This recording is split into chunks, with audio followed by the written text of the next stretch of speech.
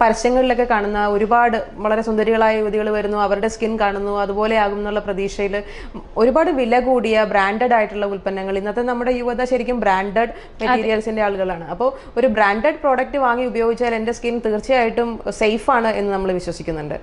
അത് എത്രത്തോളം എന്ത് മിസ്റ്റേക്കാണ് അങ്ങനെ ഒരു ധാരണയിലുള്ളത്? എന്താണ് ഇപ്പോൾ മുഖക്കുരുവിന് വേണ്ടിയിട്ടുള്ള ഓയിൻമെന്റ് അല്ലെങ്കിൽ മുഖക്കുരു മാറാനുള്ള ക്രീമുകൾ ഒത്തിരി പെരട്ടുക, എന്നിട്ടും കുറയുന്നില്ല, മുഖക്കുരു വരിക. അപ്പോൾ ആദ്യം മനസ്സിലാക്കണം, ഇപ്പോൾ മുഖക്കുരുവിനെ പറ്റി പറയുകയാണെങ്കിൽ അത് നോർമലായിട്ട് വരുന്ന ഒരു സംഭവമാണ്. അതൊന്നും ചെയ്തില്ലെങ്കിൽ പോലും ചിലരിൽ നോർമലായിട്ട് അത് താന്നു പോവും. ആ ഒരു പ്രായം, ആ ഒരു ഹോർമോണിൻ്റെ വ്യത്യാസങ്ങളും നോർമലായി കഴിഞ്ഞ് കഴിയുമ്പോഴത്തേക്കും നോർമലാവും.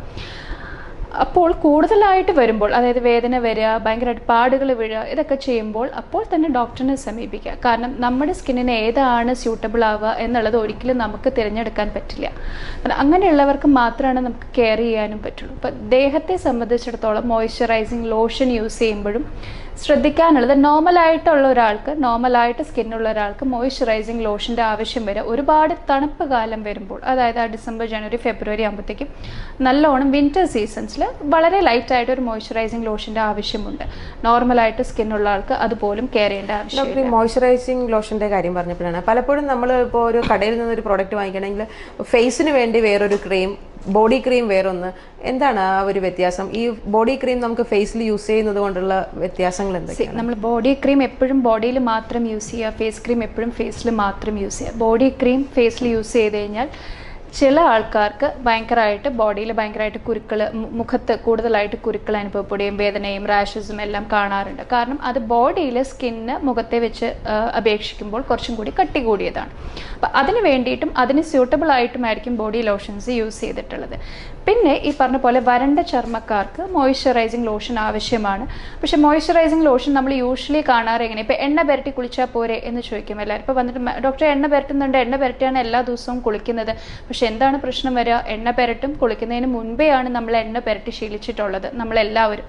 എണ്ണ പുരട്ടും, അത് കട്ടി കൂടിയ സോപ്പുകൾ അല്ലെങ്കിൽ ഭയങ്കരമായിട്ട് സോപ്പ് യൂസ് ചെയ്ത് അത് കഴുകിക്കളയും, അല്ലെങ്കിൽ സ്ക്രബ്ബർ യൂസ് ചെയ്യുമ്പോൾ ആ എണ്ണമയം നമ്മൾ തേച്ചതും കൂടെ ചേർത്ത് പോവുകയാണ് ചെയ്യുക. അത് ശരിക്കും നമ്മുടെ ഒരു പാരമ്പര്യമായിട്ട് നമ്മൾ ശീലിച്ചിട്ടുള്ള ഒരു മെത്തേഡാണ്. അതിൻ്റെ അകത്ത് എനിക്കൊരു കാര്യം ചോദിക്കാനുള്ളത്, ഡോക്ടർ, നമ്മൾ ചർമ്മ സംരക്ഷണം എന്ന് പറയുമ്പോൾ പലപ്പോഴും അത് മുഖത്തെ ചർമ്മ സംരക്ഷണം മാത്രമായിട്ട് ഒതുങ്ങി പോകാറുണ്ട്. ഒരു ഫുൾ ബോഡിയിലുള്ള ചർമ്മത്തിന്റെ സംരക്ഷണത്തിനായിട്ടാണ് എണ്ണ തേച്ച് കുളിക്കുന്നതെന്നാണ് നമ്മളുടെ ഒരു വിശ്വാസം.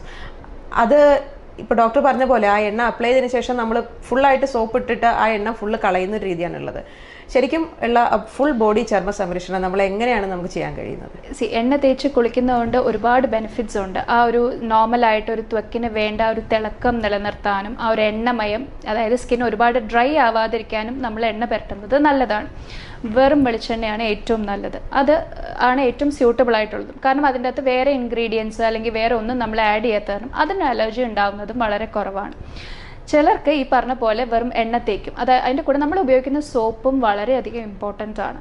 കാരണം ചില സോപ്പുകളിൽ കാരത്തിൻ്റെ അംശം വളരെയധികം കൂടുതലുള്ളപ്പോൾ അത് ഭയങ്കരമായിട്ട് പതയുകയും ചെയ്യും, ഭയങ്കരമായിട്ട് മണവും ഉണ്ടാവും. പക്ഷെ അതിൻ്റെ കൂടെ നമ്മൾ ആ തേച്ച എണ്ണമയം മുഴുവൻ ആ സോപ്പിൻ്റെ കൂടെ അങ്ങ് പോവും. അതിനുശേഷം നമ്മൾ മോയ്സ്ചറൈസിങ് ലോഷൻ യൂസ് ചെയ്തില്ല എന്നുണ്ടെങ്കിൽ സ്കിന്ന് ഭയങ്കരമായിട്ട് ഡ്രൈനെസ് അനുഭവപ്പെടാം. ഈ സ്കിന്നിൻ്റെ ഡ്രൈനെസ് എന്ന് പറയുന്നത് ചിലർക്ക് വലിച്ചിലായിട്ടായിരിക്കും അനുഭവപ്പെടുന്നത്, ചിലർക്ക് ചൊറിച്ചിൽ വരാം. കാരണം ആ ഡ്രൈനെസ് വരുമ്പോൾ തന്നെ ചെറുതായിട്ട് കുരുക്കൾ പോലെ വരാറുണ്ട്. അത് കയ്യിലും കാലിലുമാണ് ഏറ്റവും കൂടുതൽ കാണാറ്. ആ കുരുക്കൾ മാറി ചൊറിച്ചിലായിട്ടും അത്യന്തം ചൊറിച്ചിലായിട്ടും ചൊറിഞ്ഞ് പൊട്ടിക്കുന്ന അവസ്ഥ വരെ നമ്മൾ കണ്ടിട്ടുണ്ട്. അത് പ്രോപ്പറായിട്ട് ആ ഒരു ഇപ്പം എണ്ണ തേക്കുന്നത് നല്ലത് തന്നെയാണ്. പക്ഷെ എന്താ ചെയ്യേണ്ടത്, അത് മുഴുവനായിട്ടും ഇങ്ങനെ ഉരച്ച് കളയുമ്പോഴത്തേക്ക് ആ എണ്ണമയം നമ്മൾ തേച്ചതിൻ്റെ ബെനിഫിറ്റും കൂടി നമുക്ക് ലഭിക്കുന്നില്ല. ഏറ്റവും നല്ലത് കുളി കഴിഞ്ഞതിന് ശേഷം ചെറുതായിട്ട് ഒരു എണ്ണമയം അപ്ലൈ ചെയ്ത് കൊടുക്കുക എന്നുള്ളതാണ്. അതൊരു ലോഷൻ ആവാം. ആ ലോഷൻ സെലക്ട് ചെയ്യുമ്പോഴും നമ്മുടെ സ്കിന്ന് ഡ്രൈ ആണോ, ഇൻറ്റൻസ് ആയിട്ടുള്ള ക്രീംസ് അവൈലബിൾ ആണ്, വളരെ ലൈറ്റായിട്ടുള്ള മോയ്സ്ചറൈസിങ് ലോഷൻസ് അവൈലബിൾ ആണ്, മോയ്സ്ചറൈസിങ് ക്രീം അവൈലബിൾ ആണ്. അപ്പോൾ ക്രീം ആണോ ലോഷൻ വേണോ വേണ്ടത്, ഏതാണ് നമ്മുടെ സ്കിന്നിന് യോജിച്ചത് എന്നുള്ളത് നിങ്ങൾ അറിഞ്ഞ് വേണം യൂസ് ചെയ്യാനായിട്ട്. എല്ലാവർക്കും ഒരേപോലെ ഒന്നും സ്യൂട്ടബിൾ ആവില്ല. ഡോക്ടർ ഇപ്പോൾ പറഞ്ഞല്ലോ, വെളിച്ചെണ്ണയാണ് നമ്മുടെ ഒരു കാലാവസ്ഥയിൽ നമ്മുടെ ശരീരത്തിന് ഏറ്റവും സ്യൂട്ടബിൾ ആയിട്ടുള്ളതും സേഫ് ആയിട്ടുള്ളതുമുള്ള ഒരു ഓയിലെന്ന്. പക്ഷേ നമ്മളുടെ ഇന്നത്തെ കാലത്തിലൊരു ട്രെൻഡാണ്, ഒരു കുഞ്ഞു ജനിച്ചു കഴിഞ്ഞാൽ ഉടനെ തന്നെ ഒലീവ് ഓയിൽ അല്ലെങ്കിൽ ആൽമണ്ട് ഓയിൽ, അങ്ങനെ വിദേശത്ത് ലഭ്യമാകുന്ന അത്തരം പ്രോഡക്ട്സ് വാങ്ങുകയും ഉപയോഗിക്കുകയും ചെയ്യുന്നുള്ളത്. ശരിക്കും നവജാത ശിശുക്കളിലെ ചർമ്മ സംരക്ഷണത്തിനായിട്ട് ഈ വെളിച്ചെണ്ണ തന്നെയാണോ നല്ലത്? വെളിച്ചെണ്ണ മതി. കാരണം അത് എണ്ണ നമ്മുടെ സ്കിന്നിൽ നിന്ന് അബ്സോർബായി സ്കിൻ നോർമൽ ആവുക അങ്ങനെ ഒരു സംഗതി ഇല്ല. നമ്മുടെ സ്കിന്ന് അത് ജനറ്റിക്കലി ഡിറ്റർമിൻഡ് ആണ്. അതെങ്ങനെ ഇരിക്കും എന്നുള്ളത് എല്ലാം തീരുമാനിച്ചിട്ടുണ്ട്. അതിന് കൂടുതലായിട്ട് കേടുപാടുകൾ വരാതിരിക്കാനാണ് നമ്മൾ ആ കുട്ടിയെ എണ്ണ തേച്ച് കുളിപ്പിക്കുന്നതുമെല്ലാം. വെറും വെളിച്ചെണ്ണയാണ് ഏറ്റവും നല്ലത്. ഒലിവ് ഓയിലും പ്രോബ്ലംസ് ഒന്നും ഉണ്ടാവില്ല. പിന്നെ ഓരോ കുട്ടിക്കും സ്കിന്ന് ഭയങ്കര സോഫ്റ്റാണ്. അവരുടെ ഇമ്മ്യൂണിറ്റി സിസ്റ്റം ഒന്നും ഡെവലപ്പ് ആയിട്ടില്ല. അപ്പോൾ അതുകൊണ്ട് ചിലർക്ക് ഈ പറഞ്ഞ പോലെ ഒത്തിരി എണ്ണമയം ഭയങ്കര കട്ടിയുള്ള എണ്ണ നമ്മൾ അപ്ലൈ ചെയ്യുമ്പോഴത്തേക്കും ഭയങ്കരമായിട്ട് കുരുക്കൾ അല്ലെങ്കിൽ വേദന നിറഞ്ഞ പഴുപ്പ് നിറഞ്ഞ കുരുക്കളെല്ലാം അനുഭവപ്പെടാറുണ്ട്. അപ്പോൾ ഒരുപാട് എണ്ണ തേക്കുക, സാധാരണ രീതിയിൽ എണ്ണ തേക്കുക, കുളിപ്പിക്കുക. അത് വെറും വെളിച്ചെണ്ണയാണെങ്കിലും മതി. അതിൻ്റെ ആവശ്യമേ ഉള്ളൂ ആ ഒരു നോർമൽ ആയിട്ടുള്ള ഒരു സ്കിന്നിന്. ഒരു പ്രായം കഴിഞ്ഞു കഴിഞ്ഞാൽ മനുഷ്യരെ പൊതുവെ സ്ത്രീകളിലായാലും പുരുഷന്മാരിലായാലും വളരെയധികം അലട്ടുന്ന ഒരു പ്രശ്നമാണ് അണ്ടർ ഐസിൽ വരുന്ന ആ ബ്ലാക്ക് കളർ ഡാർക്ക്നെസ്. അപ്പോൾ അതിന് വേണ്ടിയിട്ട് നമുക്ക് എന്തെങ്കിലും ഒരു ട്രീറ്റ്മെൻറ്റ്സ് അവൈലബിൾ ആണ്? നമ്മൾ കണ്ണിന് ചുറ്റുമുള്ള കറുപ്പ് എന്ന് പറഞ്ഞാൽ നമ്മൾ ഒരുപാട് കാരണങ്ങളുണ്ട് കണ്ണിന് ചുറ്റും കറുപ്പ് വരാൻ. ചിലർക്ക് പാരമ്പര്യമായിട്ട് വരാം, ചിലർക്ക് ഈ ശ്വാസം മുട്ടൽ, അലർജി, തുമ്മൽ ഒക്കെ ഉള്ളവർക്ക് നാച്ചുറലായിട്ട് തന്നെ കണ്ണിന് ചുറ്റും ചൊറിച്ചിലും എല്ലാം വരാറുണ്ട്. പിന്നെ ഉള്ളത് നമ്മൾ ഓട്ടോമാറ്റിക്കലി, അതായത് നമ്മൾ അറിയാതെ തന്നെ കണ്ണ് തിരുമ്പുന്ന സ്വഭാവമുള്ളവരാണെന്നുണ്ടെങ്കിലും കണ്ണിന് ചുറ്റും കറുപ്പ് വരാം. നമ്മൾ ഓരോ പ്രാവശ്യം അറിയാൻ ശ്രമിക്കേണ്ടത്, നമ്മൾ ഓരോ പ്രാവശ്യം തിരുമ്പുമ്പോഴും അല്ലെങ്കിൽ അലർജി വരുമ്പോഴും നമ്മുടെ കണ്ണിന് ചുറ്റുമുള്ള സ്കിന്ന് ആദ്യം പറഞ്ഞതുപോലെ വളരെ നേർത്ത തൊലിയാണ്. അപ്പോൾ അത് നമ്മൾ ഓരോ പ്രാവശ്യം അതിനെ ഇറിറ്റേറ്റ് ചെയ്യുമ്പോഴും അതിന് ഇറിറ്റേഷൻ വരുമ്പോഴും അതിൻ്റെ കട്ടി കൂടിക്കൊണ്ടിരിക്കും. ആ കട്ടി കൂടുമ്പോഴാണ് ഈ പറഞ്ഞ പോലെ കണ്ണിന് ചുറ്റും കറുപ്പ് വരുന്നത്. അപ്പോൾ കട്ടി കുറയ്ക്കാനുള്ള ക്രീമുകൾ ലഭ്യമാണ്. ട്രീറ്റ്മെൻറ്റ്സ്, പീലിംഗ് എന്ന് പറഞ്ഞിട്ടുള്ള കെമിക്കൽ പീലിംഗ് ട്രീറ്റ്മെൻറ്റ് അവൈലബിൾ ആണ്. ഏറ്റവും പ്രാധാന്യം നല്ലോണം ഉറങ്ങാൻ സാധിക്കണം. ഉറക്കമില്ലായ്മയും കണ്ണിന് ചുറ്റുമുള്ള കറുപ്പും തമ്മിലും റിലേഷൻ കണ്ടിട്ടുണ്ട്. സ്ട്രെസ് ഫാക്ടേഴ്സും റിലേറ്റഡ് ആണ്. അപ്പം നമ്മൾ ഒരു സ്കിന്ന് എന്ന് പറയുന്നത് ഈ പറഞ്ഞ പോലെ നമ്മുടെ ഒരു ബോഡി അല്ലെങ്കിൽ ഒരു മനസ്സിൻ്റെ പ്രതിഫലനം അല്ലെങ്കിൽ നമ്മുടെ ബോഡിക്ക് അകത്തുള്ളതിൻ്റെ എല്ലാം പ്രതിഫലനമാണ് നമ്മുടെ ത്വക്ക് എന്ന് പറയുന്നത്. അപ്പം എന്ത് നമ്മുടെ ജീവിതത്തിൽ ഉണ്ടായാലും അത് നമ്മുടെ സ്കിന്നിനെയും അല്ലെങ്കിൽ തൊലിനെയും ബാധിക്കും. ഇത് പറഞ്ഞപ്പോഴാണ് കണക്റ്റഡ് ആയിട്ടുള്ള ഒരു ക്വസ്റ്റ്യൻ. നമ്മൾ കഴിക്കുന്ന ഭക്ഷണത്തിന് ഈ സ്കിൻ കെയറിൽ എത്രത്തോളം പ്രാധാന്യമുണ്ട്? വളരെയധികം പ്രാധാന്യമുണ്ട്. അതിൽ ഏറ്റവും ആദ്യം വേണ്ടത് നല്ല രീതിയിൽ വെള്ളം കുടിക്കുക. നല്ലോണം വെള്ളം കുടിക്കുക ദിവസം ചെയ്യുകയാണെന്നുണ്ടെങ്കിൽ സ്കിന്ന് നല്ലോണം ഹൈഡ്രേറ്റഡ് ആയിട്ടും സോഫ്റ്റ് ആയിട്ടും ഇരിക്കും. അത് ചൂട് കാലത്തിൽ മാത്രം എന്നുള്ള രീതിയിലല്ലാണ്ട് സ്ഥിരമായിട്ടും അതൊരു ഹാബിറ്റ് എന്ന രീതിയിൽ യൂസ് ചെയ്യുകയാണെന്നുണ്ടെങ്കിൽ നല്ല രീതിയിലുണ്ടാവും. പിന്നെ കൂടുതലായിട്ട് ഫ്രൂട്ട്സ് കഴിക്കുക. കാരണം വൈറ്റമിൻ D3 ഇത് വേണമെന്നുണ്ടെങ്കിലും സ്കിന്നിൽ നമ്മൾ സൂര്യപ്രകാശം തട്ടിയതിന് ശേഷം മാത്രമാണ് നമ്മുടെ ബോഡിയിൽ വൈറ്റമിൻ D3 ഉണ്ടാവുള്ളൂ. പിന്നെ ഇപ്പോൾ ഈ പറഞ്ഞ പോലെ എല്ലാവരും ചോദിക്കുന്ന അല്ലെങ്കിൽ ഒരു ഡോക്ടർ ഞാൻ സൺസ്ക്രീൻ യൂസ് ചെയ്യണോ, ഞാൻ മോൾക്ക് ഇപ്പോഴേ സൺസ്ക്രീൻ യൂസ് ചെയ്യണോ, അവളുടെ മുഖം കറുത്ത് വരുന്നുണ്ട് വെയിൽ കൊള്ളുമ്പോൾ, വേണോ വേണ്ടയോ, എപ്പോഴാണ് നമ്മൾ സൺസ്ക്രീൻ യൂസ് ചെയ്ത് തുടങ്ങേണ്ടത്, ആണുങ്ങൾക്ക് സൺസ്ക്രീൻ വേണോ എന്നുള്ള ചോദ്യങ്ങളാണ് യൂഷ്വലി നമ്മളിപ്പോൾ കാണാറുള്ളത്. അപ്പോൾ സൺസ്ക്രീൻ എന്ന് പറയുന്നത് നമ്മൾ ഒന്ന് മനസ്സിലാക്കേണ്ടത് അലർജി ഉള്ളവർക്കും അതായത് സൺലൈറ്റിന് അലർജി ഉള്ളവർക്കും കൊടുക്കാറുണ്ട്. ഒരു ആൻറ്റി ഏജിങ് എന്നുള്ള രീതിയിലും നമ്മൾ സ്റ്റാർട്ട് ചെയ്യാറുണ്ട്. അതായത് മുഖത്ത് ഒരുപാട് ചുളിവുകൾ വീഴാതിരിക്കാൻ, പാടുകൾ വീഴാതിരിക്കാൻ, വന്ന പാടുകളുടെ കറുപ്പ് കുറയ്ക്കാൻ ഇതെല്ലാം സൺസ്ക്രീൻ യൂസ് ചെയ്യണം.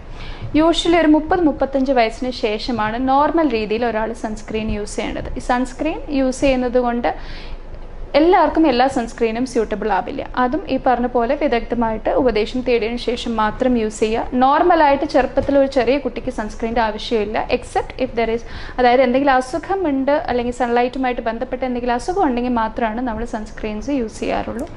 ഡോക്ടർ, ഈ ഫെയർനെസ് ക്രീമൊക്കെ യൂസ് ചെയ്യുക എന്നുള്ളത് ഇന്ന് വളരെ സാധാരണമാണ്.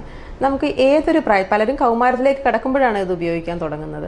ശരിക്കും ആ പ്രായത്തിൽ നമ്മൾ അങ്ങനെ ഒരു ക്രീം യൂസ് ചെയ്യേണ്ട ആവശ്യമുണ്ടോ, ഫെയർനെസ് ക്രീം? അല്ലെങ്കിൽ നമ്മൾ ഏതൊരു പ്രായത്തിൽ സേഫായിട്ട് നമുക്കത് ഉപയോഗിക്കാൻ കഴിയും?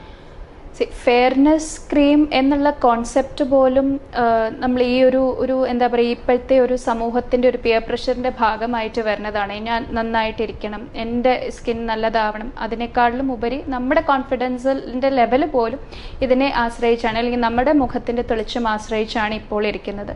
ഇപ്പോൾ കഴിഞ്ഞ ദിവസം ഒരു പേഷ്യൻറ്റ് വന്നു, മുഖത്ത് കറുത്ത പാടുകളായിട്ടാണ്. ഡോക്ടർ, എനിക്കൊരു ഇൻ്റർവ്യൂ ഉണ്ട്, എനിക്ക് പോകാൻ പറ്റുന്നില്ല, എനിക്ക് കോൺഫിഡൻസ് കിട്ടുന്നില്ല, എൻ്റെ മുഖത്ത് മുഴുവൻ പാടുകളാണ്, ഞാൻ എന്താണ് ചെയ്യേണ്ടത്, എനിക്ക് പാട് മാറിയാൽ മാത്രമാണ്. അപ്പോൾ ആ ഒരു ലെവലിലേക്ക് പോലും ഇപ്പോൾ നമ്മുടെ ആ ഒരു ബ്യൂട്ടി അല്ലെങ്കിൽ ആ ഒരു കോൺഷ്യസ്നെസ് എഫക്റ്റ് ചെയ്യുന്നുണ്ട്.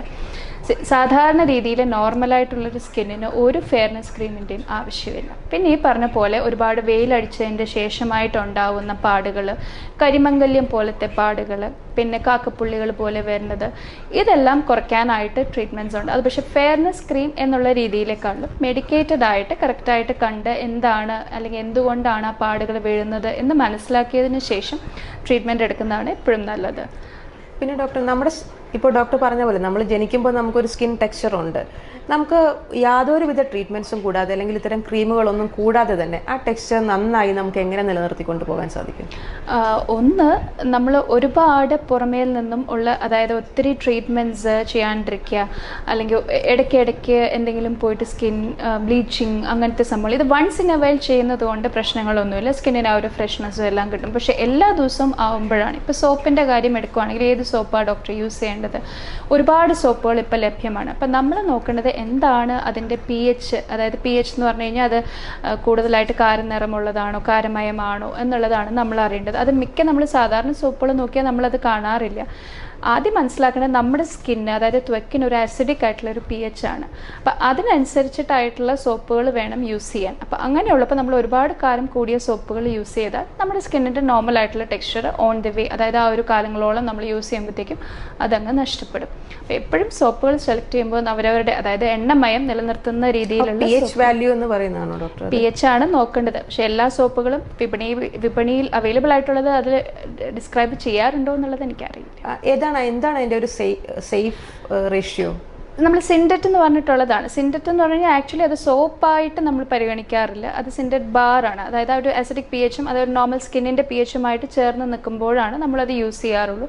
പക്ഷേ സാധാരണ ഒരു നോർമലായിട്ടുള്ള ഒരാൾക്ക് സാധാരണ രീതിയിലുള്ളൊരു സോപ്പ് തന്നെ യൂസ് ചെയ്താൽ മതി. ആകെ ശ്രദ്ധിക്കാനുള്ള ഒരുപാട് സ്ക്രബ്ബർ യൂസ് ചെയ്യാണ്ടിരിക്കുക, ഒരുപാട് പതിപ്പിച്ച് ഒത്തിരി നേരം ഒരു അരമണിക്കൂർ 3/4 മണിക്കൂർ ഒന്നും ഇട്ട് നമ്മൾ സോപ്പ് അല്ലെങ്കിൽ വാഷ് ചെയ്യേണ്ട ആവശ്യമില്ല. സാധാരണ ഫേസ് വാഷ് ചെയ്യുന്ന കാര്യം പറഞ്ഞപ്പോഴാണ്, പലപ്പോഴും ഓയിലി ചർമ്മമുള്ളവർ അല്ലെങ്കിൽ പുറത്ത് വർക്ക് ചെയ്യുന്നവരൊക്കെ ഒരുപാട് പ്രാവശ്യം ഫേസ് വാഷ് ചെയ്യുന്ന ഒരു രീതിയുണ്ട്.